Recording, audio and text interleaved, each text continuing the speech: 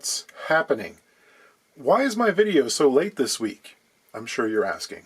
Well, I have a number of different great big jobs on the go, and they all ran into roadblocks and weirdness and unforeseen complications at the same time, which is stressful and makes video production difficult. I try very hard to keep on schedule, but sometimes it's not possible. But for right now, we'll feed the content machine with this, which is a 1975 Gibson J-45 Deluxe. What makes it deluxe? The name, maybe? This is a Norlin era iteration where they used the square-shouldered design, more like a Martin, and they also have a longer scale length, more like a Martin, and they were produced throughout the 1970s up to, I think, 1984, if memory serves. But truly, this is the gloomiest period for old Gibsons in terms of collectability. They're kind of disrespected. But saying that, I've played a number of them that sounded really nice and were good players. There's always good ones, even in the bad years. So maybe this will be one of those. I don't know. Haven't plugged it in yet. The player got this for a song, too, which helps. It's got a nice tight grain Sitka spruce top, mahogany back and sides, one honkin' huge heel profile. That's kind of extraordinary. Back looks pretty good. Don't know what the action is like yet. This guitar's had some play. It's got that typical 1970s look with the metal tuliped head Kluson Deluxe. It's interesting. And our friends over there at Cosmo Music in Richmond Hill at that point. They've moved a number of times since. Three-piece neck design with the volute. A little bit of curl in the centerpiece there. That's kind of nice. What do you think? Is that just in the finish? Or does it go through into the wood? This is a real cautionary tale, this one. You can see just how far out of level these cracks are. And this side here runs all the way up to basically the edge of the binding. A very dangerous situation for these guitars because under string tension that wants to pitch the end of the neck down like a seesaw right into the sound hole. And this has broken through the rosette. On this side it runs all the way to the bridge and stops, which is kind of nice. I bet you there's loose braces. Let's have a look at the rosette here, which runs directly into the spray of the sunburst, and no attempt was made to clean that lacquer off those lines. Just disappears, kind of. And they even use the white, black, white lines here so that they would have a better visual effect, when they clean that lacquer off, which they didn't do. Oh boy. You can see that every single line has broken through, which is not the easiest thing to do, actually. It's one of the reasons we have a rosette, is to take this area which has been weakened by drilling a great big sound hole through it and binding it together so that this shouldn't happen. If you go back to the Spanish, who started the sort of visual iconography of the guitar, they really ran with it and made them wide and ornate. But they do have a structural purpose. You can build a guitar without a rosette, of course. Some people do, but you'd really want to have a whole lot of support around the hole, like you would find in a classical guitar, to sort of counteract this weakness, this inherent weakness in the wood. The other thing the rosettes do is they cut down on a vibrational phenomenon called a sound hole flutter, which can happen as the top is rippling back and forth. The energy's running through it, and you end up with a kind of warbling, bird-like effect, which you will hear in certain early music instruments with extremely thin sound holes, lutes and vihuelas and that sort of thing, where there is not this kind of bolstering effect. And it's almost emphasized in that case. But it's not something we associate with the guitar, so we try our best to dampen out. Please bear with the sound quality. I've got my noisy old furnace on and the humidifying system, so it's a bit loud in here. Before I go too much further, I want to take a quick look at how the neck angle lines up with the bridge. Straight edge on the frets here. The owner says he thought the neck was dipping in to the body. I don't think that's the case. I think one half is lifting up. Now, this angle is actually not too bad in a 50-year-old guitar. You know, it could be a little bit higher, but I think, you know, this is sort of par for the course. So it's not too bad. We're going to ask about the nature of this crack. Is it dryness? Is it physical damage? Did something fall on the guitar? Or maybe the pickguard has something to do with it. I think it might be all three, actually. Certainly it seems to have been open for a good long time. Like, this is not fresh. And just the way that the soundboard is lifting rather than sinking suggests to me that the contraction of this pickguard over time may actually be pulling this section of the crack upwards. So I think, I mean, and to be honest, it's not that easy to get this to lie flat again. So I think probably the best thing to do is to loosen the pickguard. You probably don't have to take it all the way, but just in that section here where there is obvious cupping, release that, which will hopefully release some of the tension. I'll be able to glue this back down to the braces and get some cleats in there and make it a little more level, because I don't think it would last if I just glued it up like the way it is. Because I can't, you know, it's only a 3mm piece of spruce at this point, and it does not really want to lie flat. This comes from an era when pickguards were glued directly to the surface of the soundboard, usually using a solvent-based glue that would melt the plastic and stick it right to the wood with a very good bond, usually. Nowadays, more often the finish is sprayed and the guard goes on top to try and alleviate some of this issue. The old celluloid guards do tend to shrink more than the acrylic ones are the ones that we're using now, but they were affixed to the wood and then the finish was sprayed directly over top of them. So there is actually, in this case, a fillet of lacquer between the top wood and the side of the pickguard, so I can't really get a knife into it cleanly. So I'm just going to make a little cut right around.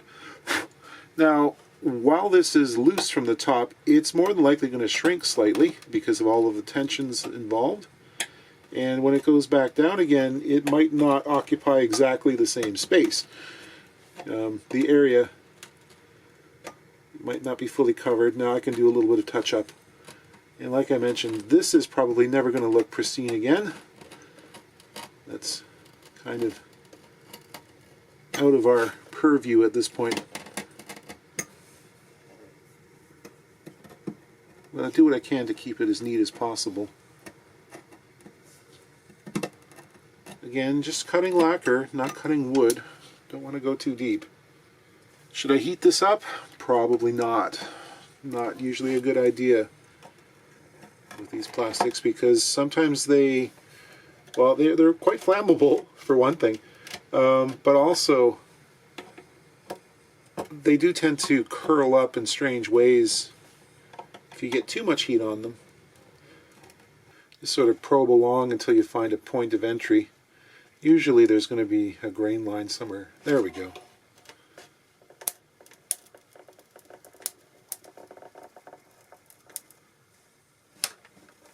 Obviously when you come to an intersection or a corner, you kind of want to be careful because if you got too much pressure working for you, you could pull out suddenly and cause extensive damage in a way that we don't want to deal with. So,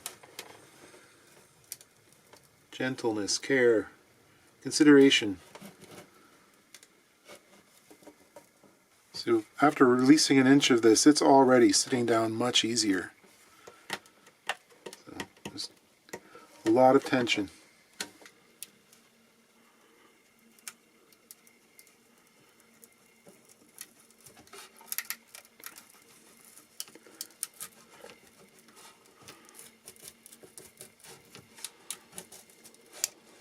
These cracks are likely going to require some splints. I don't think they're ever going to stay completely closed. Even, it's been humidified to sort of normal standards, but even if we were to force humidify it and put it in a garbage bag with some wet towels or something, over time it's unlikely to stay closed. It's just too big. So we're going to fill it with something.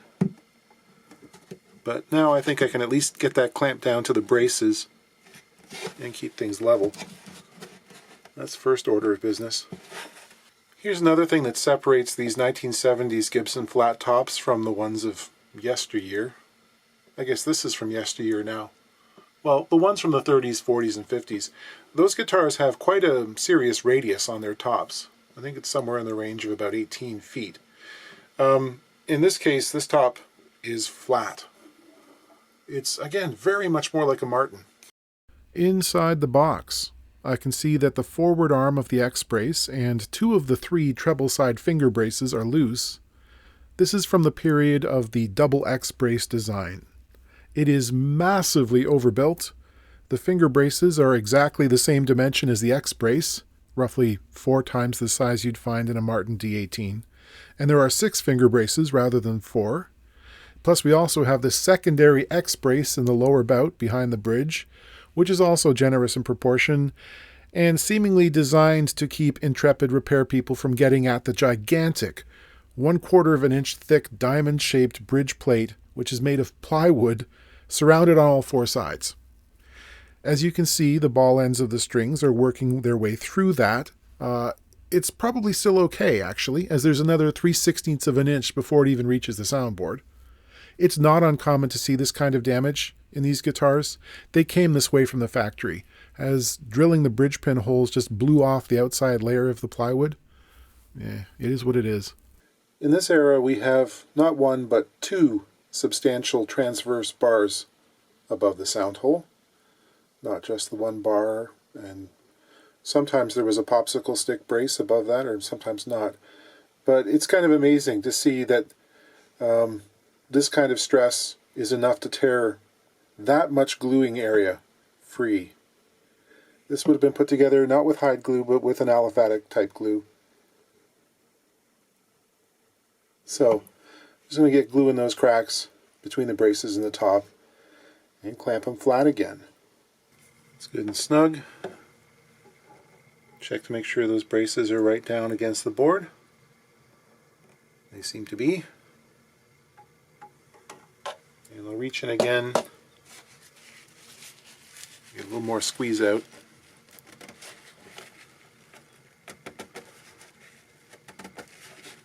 Sometimes the braces don't want to be re-glued in place and they just snap off. I'm using a couple of magnets to locate the back end of the brace, or where it should be, which will make it easier to position when it's all sticky with glue. And I'll use a couple of clamps with their jaws padded with cork, so I'm not marring the tops of the braces.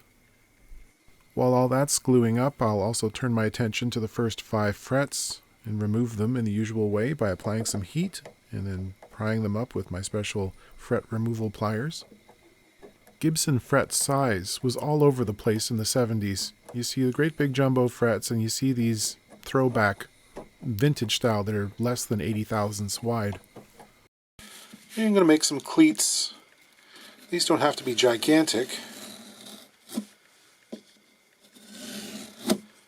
I keep scraps of this old spruce kicking around for just such an occasion. I'll dimension them till they're about 80 thousandths thick, 2 millimeters. Bevel the edges slightly. I'll mark their positions. I'll put some glue on them, get them in position, and again hold them in place using high-powered magnets. I'll clean out the fret slots with my appropriately sized fret saw. Clip myself some wire. This is Stumac 0148 wire, which is a good replacement. It's a couple of thousandths wider than the original, but not so as you notice. Put a little bit of fish glue on the fret tangs. position them. You can see that there's an awful lot of wear on this board, but given that this is a partial refret, I can't really address that because I'd be sanding problems into the board, basically. So we'll keep the divots and their originality, their look and feel, which is something some people are very adamant about. They don't want me to smooth off the board. So I finished cleaning the cracks for their entire length. They're well shored up. Glue has dried, so I can clip off the ends of the frets. I'll use my file and a little holder to dress the angle into the ends of them. Now I have to level the new frets and try and blend them in with what's left on the rest of the board. They're pretty low everywhere else, so I'm going to leave these slightly taller by about 3 or 4 thousandths to get as much usability out of them as possible. Virtually all the frets need some recrowning, even the old ones, because those are quite flattened. And of course, the polishing.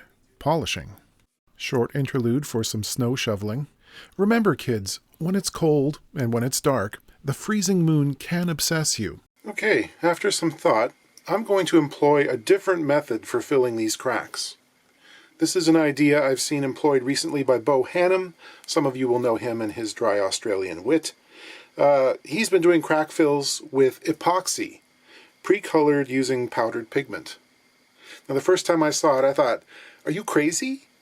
The internet masses will surely castigate you. I'll never see Beau again.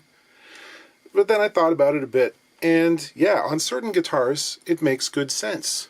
You know, if this was a crack in the lower bout of a lightly built guitar, yeah, that probably needs a wood splint. But given this crack's location, and shall we be gentle and call it robust construction, I think it's fine. The other thing is, to get spruce cleats, especially in here, I'd have to take the neck off, and the pickguard, and then this repair begins to cost more than $29. These are Blendall powdered stains from Mohawk. They are extremely finely ground pigments. You've seen me use them before. Sometimes I employ them in a dry brush technique and then spray lacquer over top. Other times I'll mix them in with a solvent. But they come in a range of colors that are very useful for this sort of thing. I'm thinking I'll get there using some raw sienna and maybe a little bit of canary yellow to kind of reach the background color.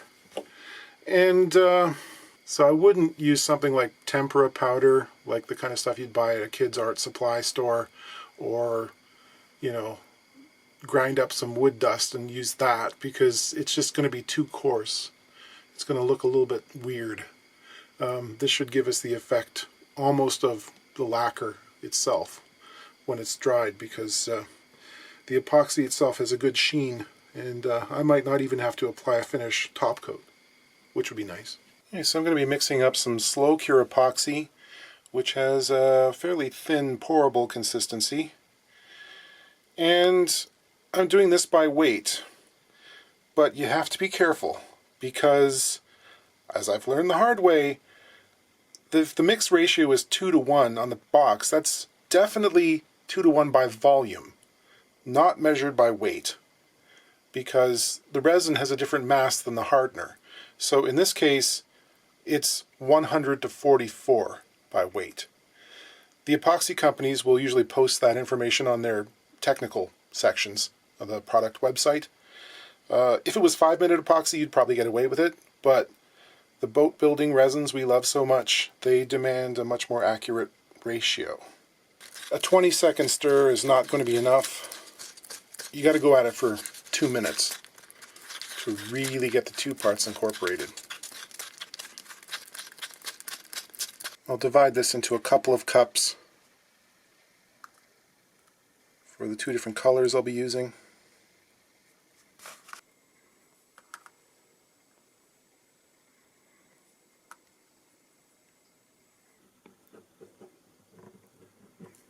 It's not too bad. The epoxy is the consistency of honey. It flows into the crack and it's basically self-leveling. And this works, of course, because the cracks are completely shored up from below. There's no gap for it to flow into. I scraped it level and did a little sanding, and I think that's very presentable. That leaves us with the pickguard to reglue And to do this I use regular tight bond, which seems strange, but it works just fine. It's helpful to remember that celluloid as a plastic is actually a derivative of wood fiber, so it's not that weird, and it works as well as any other adhesive I've tried. It does require a lot of clamps and a lot of flat cauls, though. Okay, so the soundboard's all reinforced there. I think that's a reasonable result. So I can finally bring the strings up to tension and see what the action height really is, and it's not great. It's a hair over 8/64 on the bass side, 6 on the treble. However, as is often the case, we've got quite a bit of excess relief as well. We're in the range of about 18 thousandths. So let us adjust the truss rod.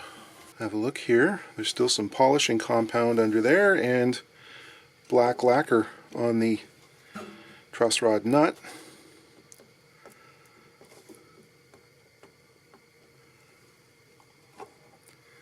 See what that does. With the neck straightened to 8 thousandths relief, we end up with an action of about 7.5/64 on the bass side and just over 5 on the treble, which is, you know, it's strummable. You're not going to win the hot licks contest at your local bluegrass festival unless you have some mighty fleet fingers. But it is sort of a singer-songwriter kind of deal, and if you're playing in first position most of the time, I think you'd be just fine. Again, you know, the next step is neck reset on this guitar. Maybe. I don't know. Like I say, like these 70s guitars, they're hit and miss. If you happen to get a deal on one and it costs less than $200, like this one did, yeah, sure. If you're going to think about paying $3,000 for one, maybe play it first to make sure that it's what you want. Because they are hit and miss, and oftentimes miss. And the other thing I could say about this is it teaches us that if you build a guitar with a flat top and flat braces, there's very little room for that top to move when it gets dry. And what would normally be a little crack in a Martin ends up tearing half the soundboard apart in this case because there was no arch. The arch top on a flat top guitar, it gives you a little bit of room for it to flatten out before it has to crack when it gets dry because it's shrinking, right? So if it starts off flat, there's no room for it to move and it just goes. Something to be aware of. Definitely humidify them.